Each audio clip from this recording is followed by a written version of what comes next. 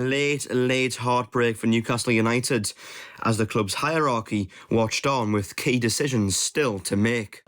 It was a night of emotions here at St James's Park, fuelled, of course, by the ongoing Alexander Isak saga. And whilst the Swedish striker continued to be absent, Newcastle showed their grit and determination on the pitch, fighting back from 2 goals down with 10 men to level the game at 2-2. Then, the late Liverpool winner that followed was a bitter pill to swallow for Eddie Howe's sides, and if they'd had a full complement of players for the full game, or indeed an elusive number 9 leading the attack, the scoreline may well have told a different story. The crowd certainly played their part and almost spurred their team on to an unlikely point. Not to be, though, with Liverpool's killer instinct showing why they are the champions.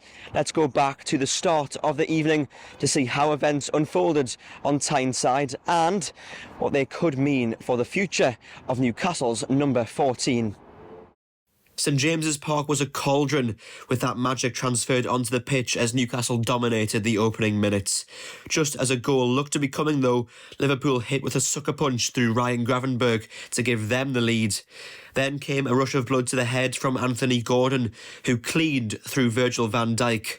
The initial booking was upgraded to a red card after VAR review. The second half had barely started when Liverpool made it 2, Hugo Ekitike slotting home at the Leazes' end. And yet, despite the adversity, Newcastle kept pressing and found a route back into the game via their captain, Bruno Guimaraes. Then came injuries. Joe Linton, Sandro Tonali and Fabian Schär all departed. But with time running out, William Osula sprang from the shadow of Alexander Isak to equalise. Ultimately, though, Newcastle's numerical disadvantage would cost them, as deep into stoppage time, youngster Rio Ungamoa was left unmarked in the box and drove the ball home. For Eddie Howe, pride was the overriding emotion, but updates on Isak remained scarce. Yeah, very mixed feelings. I think I thought it was a great performance from us. Wasn't perfect, of course, but it was very good in the first half, very dominant, very us, really. High octane, front foot football.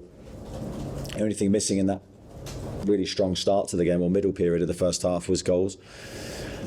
Conceded a poor goal, first time in the game really where we're not quite aggressive enough. And then the second half was, of course, a very different game, a very different plan, but really well executed by the players, and despite of the fact we went 2-0 down and start of the second half, massive challenge for us.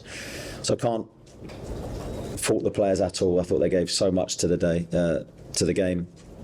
Absolutely gutted for them that we have nothing to take from it. I've not been party to talks on this for a long time now, so I've been preparing the team, giving all my energy to the players that want to play for Newcastle. I think that's where my energy is best put at the moment. Liverpool boss Arne Slot admitted his side were fortunate to claim the win. Yeah, we needed a goal, but the best part for me of our game was after we've conceded the 2-2. Was also their best part of the game, but what I mean with that is I think they've got 3 or 4 corner kicks after they scored the 2-2, 15 throw-ins, 112 free kicks. Not as many as I'm saying, but it felt as if it was so much. Yeah, it's of course special for him to score a goal in a moment like this. We know how it feels. Last season we've conceded a 3-3 in extra, or not in extra time, I think 89 minutes, and now we were the lucky ones because that's what we were. We were lucky to get a win over the line over here. With Anthony Gordon now suspended, Newcastle may ramp up attempts to bring in a Callum Wilson replacement before the Magpies travel to Elland Road to face Leeds United in their next game. Or they could, of course, opt to start goalscorer William Osula. Concerns will surround Joe Linton, Sandro Tonali and Fabian Schär, who were all forced off with injury, although Newcastle's squad depth did aid them on this occasion. As for Isak, well, reports suggest that the Swede has had meetings with some of the club's owners. Whether that leads to a quick resolution remains to be seen, but with only days left in the transfer window, some ending will have to come eventually. Here at St James's Park, though, it was Liverpool who won late on, but a strong message sent by Newcastle United.